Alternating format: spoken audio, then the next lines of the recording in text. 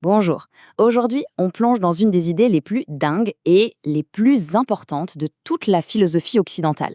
Une idée qui vient d'un des tout premiers penseurs, Parménide. Et son message, il est tellement radical qu'il nous force à nous poser une question un peu vertigineuse. Et si tout ce qu'on appelle la réalité n'était en fait qu'une gigantesque illusion? Alors, il faut bien comprendre une chose. Parménide, il ne nous a pas laissé un traité de philo super austère. Non, non.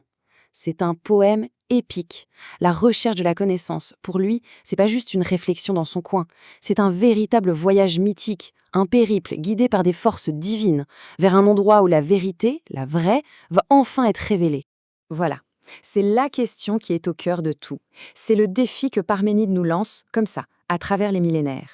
Une question qui a l'air toute simple, mais croyez-moi, les conséquences sont absolument folles. Le poème commence donc par un voyage très symbolique. Le narrateur est sur un char, emporté loin, très loin du monde des humains. Il quitte ce que le poème appelle la nuit, on peut comprendre ça comme la nuit de l'ignorance, pour aller vers la lumière de la connaissance. Et la symbolique de ce voyage, elle est super puissante. Imaginez un peu, guidé par les filles du soleil en personne, le narrateur est littéralement arraché aux ténèbres. Il arrive devant une porte monumentale, gardée par la justice elle-même. Et ce sont ses guides, des divinités qui la convainquent de le laisser passer. Ce n'est pas un intrus, c'est un élu, quelqu'un qui est prêt à entendre une vérité extraordinaire.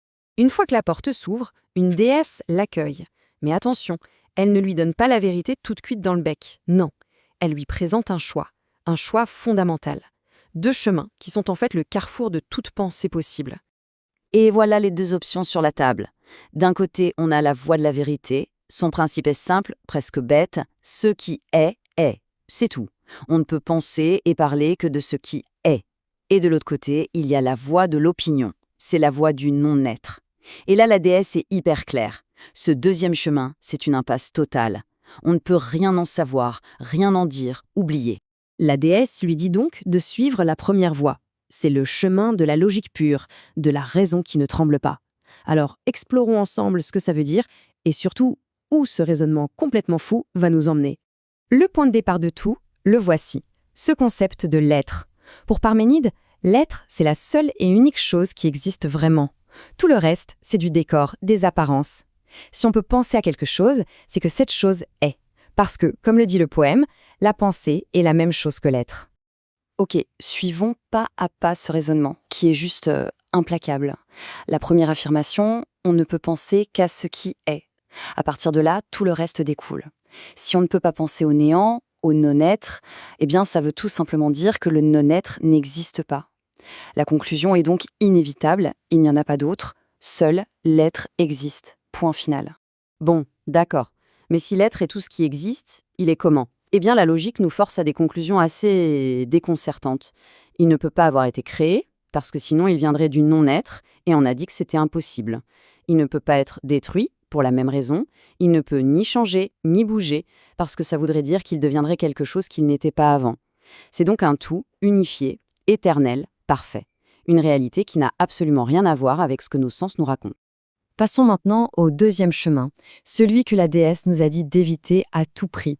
C'est en fait la manière dont Parménide décrit notre monde de tous les jours, le monde de l'expérience humaine ordinaire. Les mots de la déesse sont sans appel.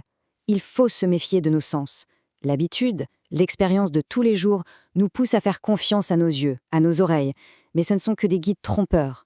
La seule boussole qui marche, c'est la raison pure, le logos.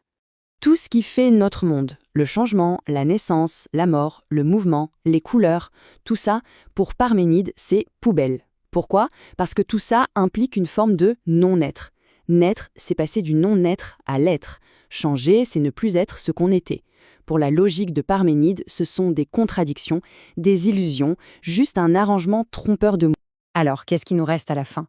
Si le monde qu'on perçoit avec nos sens est une illusion, à quoi ressemble la vraie réalité? Celle que seule la raison peut atteindre. Eh bien, Parménide nous donne une image finale pour qu'on puisse la saisir.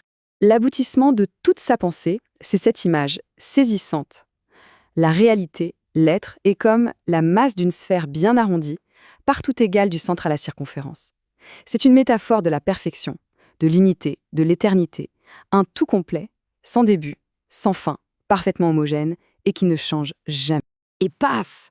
Avec cette phrase, la déesse met un point final à sa révélation sur la vérité. Elle dit que le reste du poème va décrire le monde des apparences, le système que les humains ont inventé pour essayer d'expliquer les illusions de leur sens. La séparation est hyper nette. D'un côté, la preuve logique, la vérité. De l'autre, une fiction, aussi belle soit-elle. Et c'est là-dessus que Parménide nous laisse. Son défi a traversé les siècles et il a quasiment fondé toute une partie de la philosophie occidentale. Ce conflit entre la raison et l'expérience. Qu'est-ce qui est réel? Ce qu'on voit et ce qu'on touche, ou bien ce que notre esprit peut prouver de manière irréfutable? La question reste grande ouverte.